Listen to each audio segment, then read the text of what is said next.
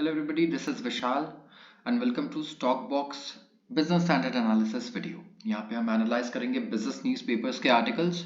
So if you are into newspapers, especially business newspapers and financial articles and economic articles, this is the place for you. You can subscribe to our channel. शुरुआत करते हैं सबसे पहले article से. Economists divided on poverty line claims. Economists बहुत ही divided है, ठीक है. किस चीज पे? पॉवर्टी डिक्लाइन क्लेम्स पे कि पॉवर्टी डिक्लाइन हो रही है नहीं. अब जानते हैं इससे और deeply. Following the release of household consumption expenditure survey HCES after 11 years. Report आई है household consumption expenditure survey की 11 साल बाद एंड इसके हिसाब से the debate on poverty line estimates has gained ground. अब पॉवर्टी लाइन क्या होना चाहिए, राइट? पॉवर्टी लाइन आपने ड्रॉ की है कि इस लाइन से, ठीक है, ये इनकम के बेसिस पे, राइट? इस लाइन, इस इनकम से लेट्स से जो भी ज्यादा ऊपर कमा रहा है वो पॉवर्टी लाइन के ऊपर है और जो भी इससे कम कमा रहा है वो पॉवर्टी लाइन के नीचे है. तो अब इस लाइन के बारे में ही डिबेट शुरू हो गई है, ठीक है. After NITI Aayog and the state bank of India claimed a significant decline in headline poverty rate. तो एसबीआई और नीति आयोग दोनों की सेपरेट रिपोर्ट्स आई हैं. तो एसबीआई की रिपोर्ट ने क्लेम किया कि पॉवर्टी रेट स्टैंड करता है 4.5 से 5% के बीच में इन 2022-23. नीति आयोग के chief executive officer BVR Subrahmanyam ने संडे को कहा रिपोर्टर्स को कि सर्वे फाइंडिंग्स इंडिकेट करती हैं कि poverty rate in India is below 5% now, ठीक है, 5% से नीचे ही है. एसबीआई की रिपोर्ट एस्टिमेट करती है कि जो न्यू पॉवर्टी लाइन है वो है 1622 रुपए रूरल एरियाज के लिए और 1929 रुपए अर्बन एरियाज के लिए, मतलब शहरों के लिए. स्टडी शो कर रही है कि रूरल पॉवर्टी डिक्लाइन हुई है टू 7.2% 2022-23 में, 25% से 2011-12 में, while अर्बन पॉवर्टी 4.6% हो गई है from 13.7% during the same period. अब टीसी आनंद एडजंक्ट प्रोफेसर है Tata institute of social sciences में और फॉर्मर चीफ स्टैटिस्टिशियन है इंडिया के. उन्होंने कहा कि एसबीआई ने अपडेट किया है poverty line estimates by imputing inflation figures for the past 10 years onto the poverty line that was estimated by Tendulkar committee for 2011-12. तो इनका ये कहना है कि तेंदुलकर कमेटी ने ना 11-12 में डिफाइन किया कि देखिए ये है पॉवर्टी लाइन के इनकम, इतना इनकम है तो इससे ऊपर वाला पॉवर्टी लाइन के ऊपर है, इससे नीचे वाला बिलो पॉवर्टी लाइन है.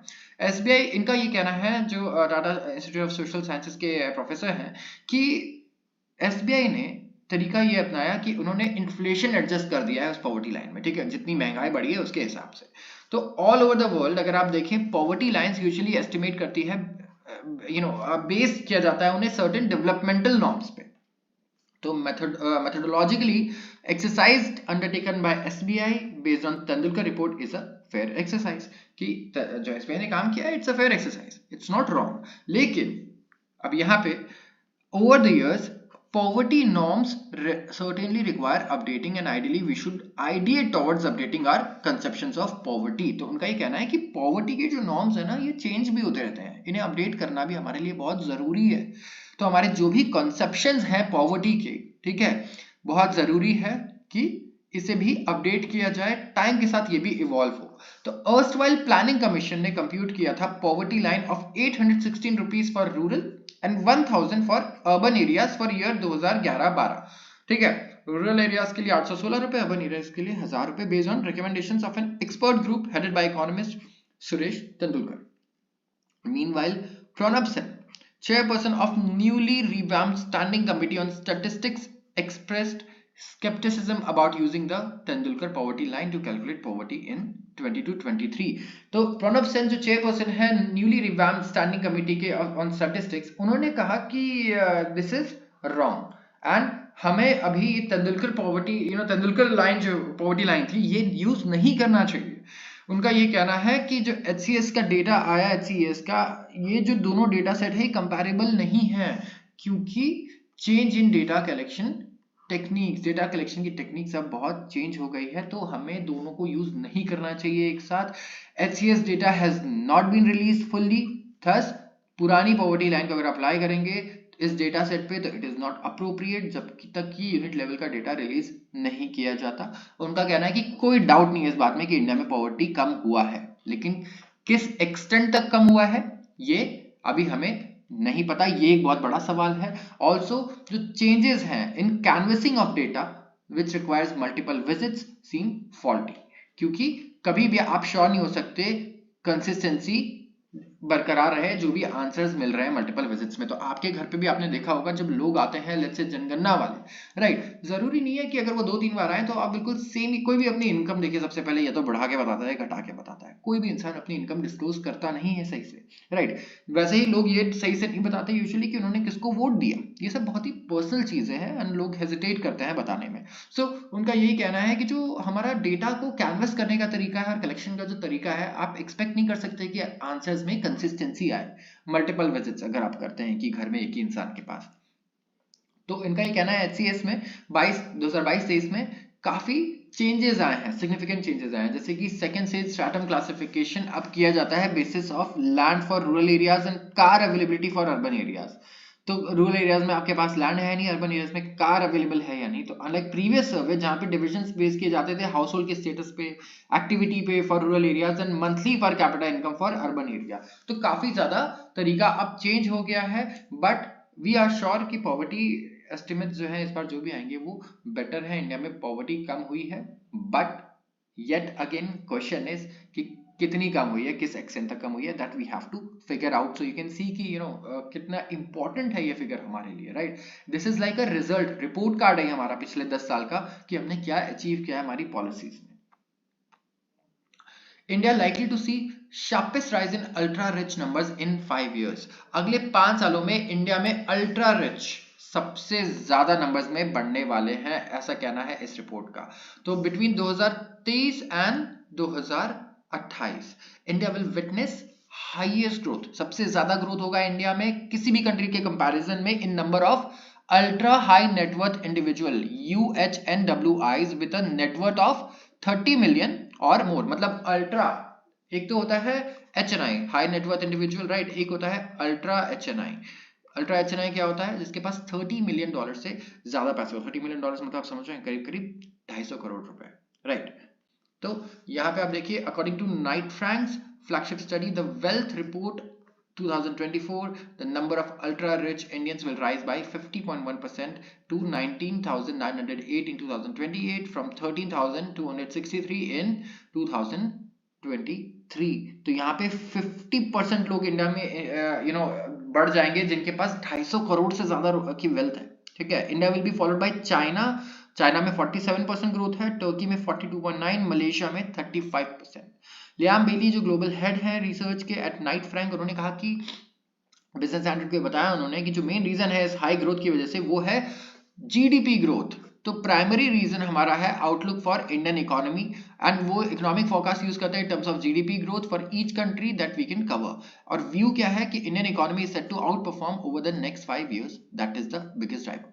बेली ने ऐड किया कि it's large diaspora also ensures a high level of innovation and strong connectivity with outside businesses and countries। उनका ये कहना है कि जो लार्ज डायस्पोरा है हमारे पास वो इंश्योर करता है हाई लेवल ऑफ इनोवेशन और strong connectivity, right, and outside businesses and countries. Report ने ये भी हाईलाइट किया कि एशिया डोमिनेट करेगा नंबर ऑफ अल्ट्रा रिच में, सबसे ज्यादा अल्ट्रा रिच लोग एशिया में बनेंगे इस साल, अगले 5 सालों में भी, ठीक है। 38.3% से ग्रो करेंगे ये, ठीक है, इन द नेक्स्ट 5 years। तो इनका ये भी कहना है कि एशिया स्टैंड आउट कर रहा है as a region in terms of economic growth, ठीक है, पिछले 15 से 20 सालों में, और centre of gravity of the world economy has moved towards Asia. Process continue चल रहा है अभी, ठीक है, and Asia is likely to be followed by West Asia, North America in terms of generating ultra rich by 2028।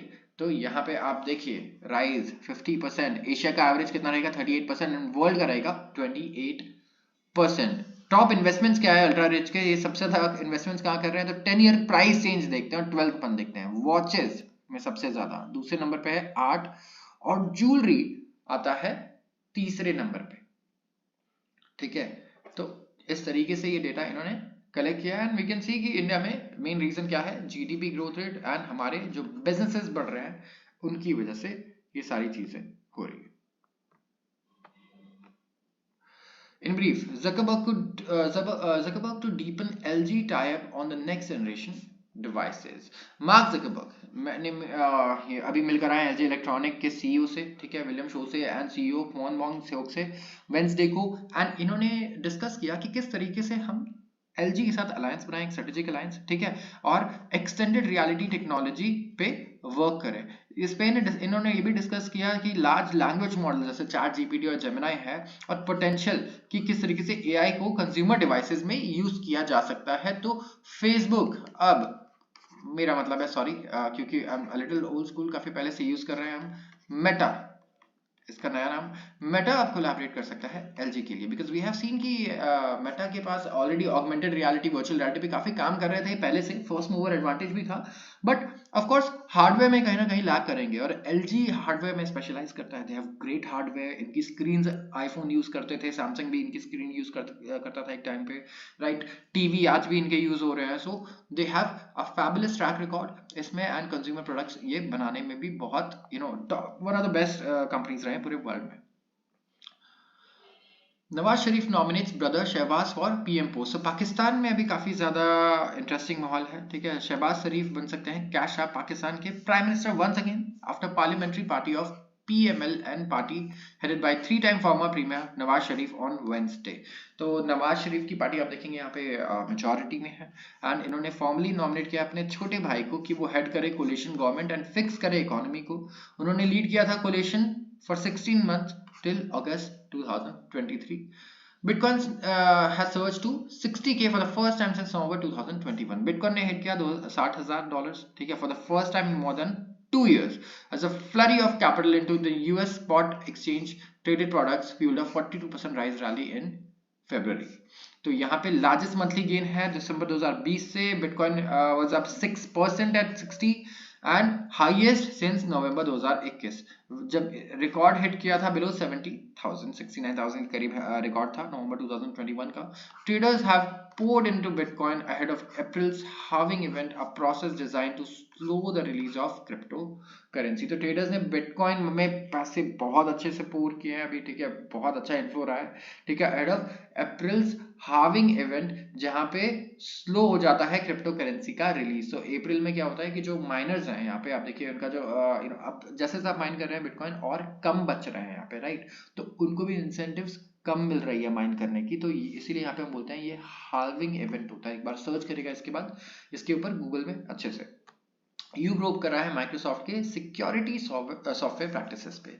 European commission काफी active है आजकल IT companies के पीछे, स्पेशली जो अमेरिकन आईटी कंपनीज हैं उनके ऊपर, when it comes to data privacy, और उसके बाद जो इनके आप कह सकते हैं थोड़े मोनोपोलिस्टिक प्रैक्टिसेस हैं, राइट, मोनोपोली जैसे गूगल का है, फेसबुक मेटा का है एंड माइक्रोसॉफ्ट का। तो ये प्रूव कर रहा है कि क्या माइक्रोसॉफ्ट प्रिवेंट कर रहा है कस्टमर्स को on relying on certain security software from its competitors. According to a document, regulators ने एक राइवल को अभी एक डॉक्यूमेंट भेजा, ठीक है, और कंपनीज ओवर द इयर्स ने कंप्लेन भी किया है कि माइक्रोसॉफ्ट की जो बंडलिंग सर्विसेज है ना, और जो उसकी क्लाउड कंप्यूटिंग प्रैक्टिसेस है, यहाँ पे इस तरीके से काम किया जाता है कि माइक्रोसॉफ्ट हमारे सॉफ्टवेयर, जो भी सिक्योरिटी सॉफ्टवेयर है जो माइक्रोसॉफ्ट के नहीं है, ठीक है, उन पे नहीं रिलाई करने देता हमारे कस्टमर्स को। माइक्रोसॉफ्ट चाहता है कि आप उन्हीं के सिक्योरिटी सॉफ्टवेयर यूज करो, राइट। सबसे ये सब चीजें ऐसी होती रहती हैं, but it's really hard to prove. क्या ये कंपटीटर्स प्रूव कर पाएंगे, ठीक है, तो काफी साल से कंप्लेन कर रहे हैं कि बंडलिंग सर्विसेज है, क्लाउड कंप्यूटिंग प्रैक्टिसेस है। तो यूरोपियन रेगुलेटर्स ने अब इसमें इन्वेस्टिगेशन शुरू किया है, इन्वेस्टिगेशन के लिए भी यू विल नीड समबडी जो बहुत ज्यादा इसमें डीप नॉलेज रखता हो, राइट, टू अगर इस तरीके की प्रैक्टिसेस हो रही है तो it's really hard to figure out कि आप प्रूव भी कैसे कर पाएंगे। Google CEO deems Gemini AI bias unacceptable. Alphabet के सीईओ सुंदर पिचई ने ईमेल किया स्टाफ को to address the problematic responses from Google Gemini's AI engine. अब जैसे चैट जीपीटी है ओपन एआई की, राइट, ओपन एआई ने चैट जीपीटी बनाया, ठीक है, जीपीटी मॉडल, और इसके बाद गूगल ने क्या लॉन्च किया है अभी हमारे लिए, जेमिनी।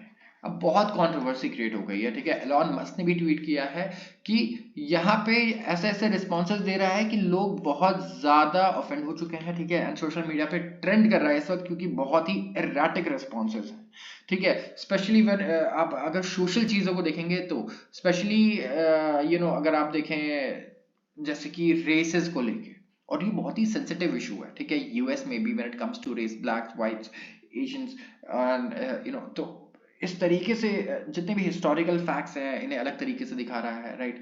और इनके जो पिक्चर वाला एआई है, ठीक है, जहाँ पे पिक्चर जनरेट करता है, फोटो जनरेट करता है, बहुत ही ज़्यादा आप कह सकते हैं इनएक्यूरेसीज है, और ये इनएक्यूरेसीज कई लोगों को रेसिस्ट भी लग रही हैं। सो दिस इज वाई इन्होंने ईमेल किया। अभी ये सारे जो प्रॉब्लमेटिक रिस्पॉन्सेज हैं इन्हें बिल्कुल दूर किया जाए, ये बिल्कुल अनएक्सेप्टेबल है। एंड टीम्स अभी 24 आवर काम कर रही है ताकि इन इश्यूज को रेक्टिफाई किया जा सके।